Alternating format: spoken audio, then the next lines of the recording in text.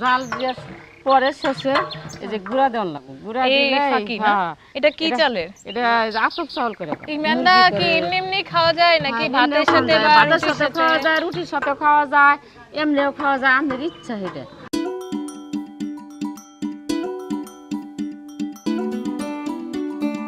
চাচি এটা তো মনেই হচ্ছে হয়েছে না কষানো? হ্যাঁ আমাদের তো মোটামুটি হয়েছে। এখন কি করবেন? এখন গরম পানি দেওয়ার লাগবে। এই লামলু গরম পানিটা আইনা দে।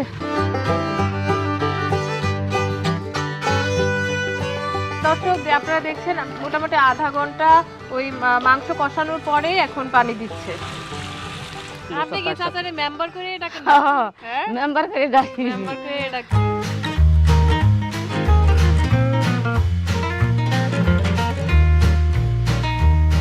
চাচা আর কত দূর, কতক্ষণ সময় লাগবে? আর এই তো হয়ে গেছে।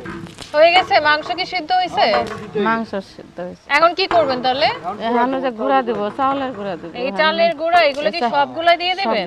যেটুক লাগে। যেটুক লাগে। মানে যা লাগে দর্শক তাই। এখানে দেখতে পাচ্ছেন এখন চাচা চালের গুঁড়ো দিবে। হ্যাঁ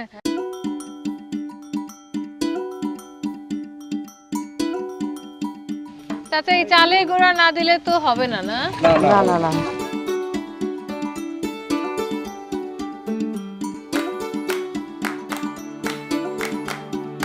চাচা এই চালের গুঁড়া আর ওই জিরা দিলেন সেন্টের জন্য, এখন কি করবেন?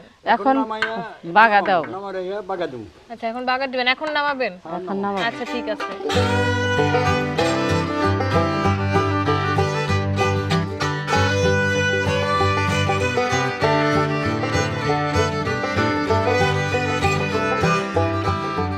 তাহলে চাচি বাগারের মধ্যে কি কি দিতে হচ্ছে?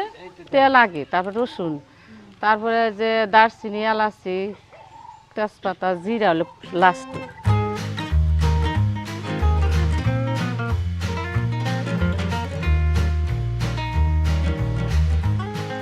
এখন রসুন দিতে হবে না? হ্যাঁ এখন দর্শক রসুন দিচ্ছি। আগে রসুন। যা যা দেওয়া হয়েছিল মোটামুটি এখনো বাগারে তাই দিয়ে দেওয়া হবে।